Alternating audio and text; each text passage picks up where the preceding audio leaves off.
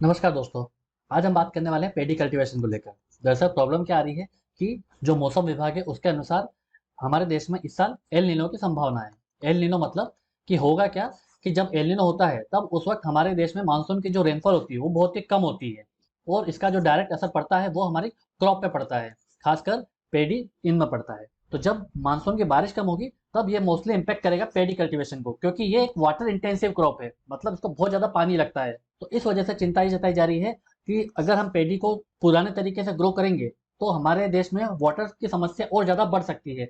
तो इस वजह से जो न्यूज़ है वो ये सजेस्ट कर रही है कि हमें डायरेक्ट सीडिंग ऑफ राइस को जो मैकेनिज्म है उसको अडॉप्ट करना चाहिए, ना कि ट्रांसप्लांटिंग वाला मेथड जिसमें फील्ड को फ्लड करना पड़ता है। तो जो पुरानी जो मेथड है जिससे हम चावल को उगाते हैं वो एक वाटर इंटेंसिव तरीका है, जिसमें होता क्या है बेसिकली कि जो चावल की जो क्रॉप होती है उसको पहले नर्सरी में ग्रो किया जाता है लगभग 30 दिन तक। उसका जैसे मेन फील्ड में ट्रांसप्लांट किया जाता है। तब इसमें जो एक राउंड का जो इरिगेशन है वो यूज हो चुका होता है।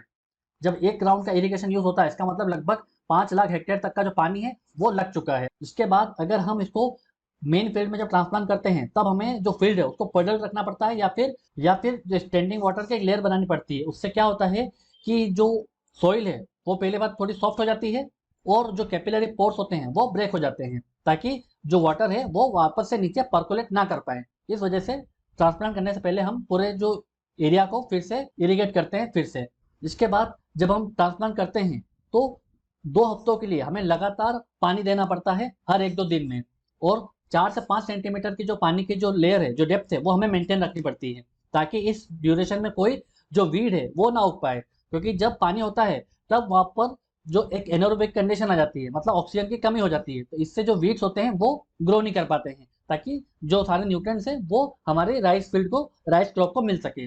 उसके बाद के पीरियड में भी हमें हर हफ्ते में एक बार पानी देना पड़ता है। तो इस तरीके से अगर हम कन्वेंशनल ट्रांसप्लांटिंग मेथड को अपनाएंगे तो हमें 28 राउंड ऑफ इरिगेशन की आवश्यकता पड़ती है। तो हर राउंड में अगर हम 5 लाख लीटर तक का पानी वेस्ट करेंगे तो 1 kg के लिए हमें लगभग 3600 लीटर तक का पानी या फिर 4125 लीटर तक का पानी हमें यूज करना पड़ता है सिर्फ 1 kg राइस के लिए। तो कितना ज्यादा ये वाटर इंटेंसिव क्रॉप है। और हमारे देश में वैसे भी जो वाटर पर कैपिटा है, अवेलेबिलिटी है, वो वैसे भी कम है अन्य कंट्रीज के मुकाबले में। तो ये हमारे लिए चिंता की जो बात है। अब जो इसका सोल्यूशन ये बताया जा रहा है कि जो डायरेक्ट सीडिंग ऑफ राइस है हमें इसको अपनाना चाहिए। क्यों? क्योंकि इसमें होता क्या है कि प्री जर्मिनेटेड सीड्स जो होते हैं वो डायरेक्टली मेन फील्ड में डाले जाते हैं और उसमें ट्रैक्टर की मदद से जो डायरेक्ट स्पेसिंग होती है वो की जाती है। तो इसमें नर्सरी की आवश्यकता नहीं होती है और फील्ड को सेट करने से पहले या नर्सरी में भी जो इरिगेशन की रिक्वायरमेंट होती है वो भी नहीं होती है। तो इससे काफी हद तक पानी बचता है। तो जो डीएसआर मेथड की बात करें तो इसमें जो फर्स्ट इरिगेशन आता है वो सोइंग के 21 दिन बाद आता है। इस हिसाब से डीएसआर जो स्टडी की गई थी उसमें 15 से 18 इरिगेशन के राउंड लगते हैं, जबकि जो कन्वेंशनल मेथड था उसमें 25 से 27 राउंड लगते हैं। तो इस वजह से हम 15 से 20% के जो वाटर है वो हम सेव कर लेते हैं इरिगेशन में इस मेथड से। इसमें जो लेबर्स होती है वो भी कम लगती है, क्योंकि यहाँ पर तो आपको हाथों से एक एक पौधे को रोपना पड़ता है। पर डायरेक्ट सीडिंग में क्या होता है, मशीन के सहायता से आप ट्रैक्टर की सहायता से उसे डायरेक्टली सीड कर देते हो। और यहाँ पर ग्राउंड वाटर को ही फायदा मिलता है, क्योंकि क्या होता है जब हम कन्वेंशनल मेथड से इरिगेशन करते हैं एक पानी की लेयर बन जाती है, तो इससे एक हार्ड क्रस्ट डेवलप हो जाता है बीनीथ द ग्राउंड। उससे क्या होता है कि पानी जो है, जो रेनफॉल होता है वो परकोलेट नहीं कर पाता नीचे। तो कन्वेंशनल मेथड से ग्राउंड वाटर को रिचार्ज नहीं मिलता है, बट जब हम इस मेथड से डायरेक्ट सीडिंग ऑफ राइस की मेथड से जब हम इरिगेशन करते हैं तब हमें जो ग्राउंड वाटर होता है उसको भी रिचार्ज हम कर सकते हैं। और इसका एक फायदा ये भी है कि इसमें यील्ड ज्यादा है। जो एक फार्मर फील्ड सर्वे किया गया था उसमें ये बताया गया था कि अगर हम ट्रांसप्लांटेड राइस के मुकाबले देखें तो इस मेथड से हम 1 से 2 क्विंटल पर एकड़ ज्यादा प्रोडक्टिविटी इस फील्ड में आती है। बट क्वेश्चन अभी भी यही है कि अगर डीआरएस के इतने ज्यादा फायदे हैं तो ये पिकअप क्यों नहीं कर पा रहा है। तो सबसे बड़ी बात है, पंजाब हरियाणा में क्या होता है कि आपको सब्सिडाइज या फिर फ्री इलेक्ट्रिसिटी प्रोवाइड कर दी जाती है, तो उससे उनको फायदा मिलता है। और दूसरा ये कि उनको एक चीप लेबर भी मिल जाती है, अवेलेबल हो जाती है। इस वजह से जो ट्रैक्टर का खर्चा है, जो मशीन का खर्चा है, वो उनका बच जाता है। क्योंकि आप बिना मशीन के इसको ग्रो करने जाओगे तो वो स्पेसिंग ठीक से नहीं होती है। मशीन अच्छे से स्पेस कर पाती है, क्योंकि जो स्पेसिंग होती है उसमें 20 सेंटीमीटर का स्पेस रखना पड़ता है रो टू रो, और 15 सेंटीमीटर का रखना पड़ता है प्लांट टू प्लांट। तो ये एक जो ट्रैक्टर होता है वही अच्छे से कर पाता है। तो अगर आप मैनुअल लेबरिंग करोगे तो ज़्यादा कॉस्ट लगती है। तो इस वजह से जो डीआरएस है उसको ज़्यादा लोग अडॉप्ट नहीं कर रहे हैं।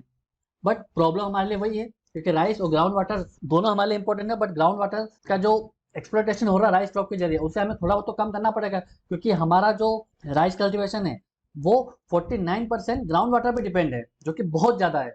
एफएओ का जो डाटा है, food and agriculture organization FAO, उसके हिसाब से कि एग्रीकल्चर में जो हम वाटर का विड्रॉल करते हैं एग्रीकल्चर के लिए, वो बढ़ता जा रहा है। ये 1993 में 26% था, बट 2022 में बढ़ के 36% हो गया है। अगर हम दूसरी कंट्री से कंपेयर करें जो एक्सपोर्ट करती है राइस, तो जो पर कैपिटा वाटर अवेलेबिलिटी है वो इंडिया में कम है। थाईलैंड भी एक्सपोर्ट करता है, वियतनाम भी एक्सपोर्ट करता है राइस, बट यहाँ पर वाटर अवेलेबिलिटी ज़्यादा है पर कैपिटा, बट इंडिया में वाटर अवेलेबिलिटी पर कैपिटा बहुत कम है।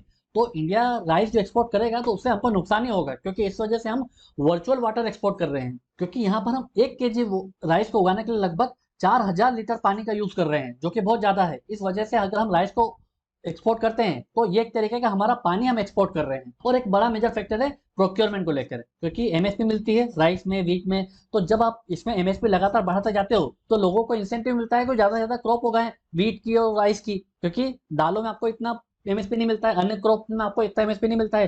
तो जो किसान होते हैं वो इन्हीं क्रॉप को उगाने के लिए मजबूर हो जाते हैं, क्योंकि उनको ज़्यादा फायदा मिलता है इसमें। तो इससे हमारा जो ग्राउंड वाटर उसको नुकसान मिलता है, हमारा जो पानी है वो ज़्यादा इसमें कंज्यूम हो जाता है।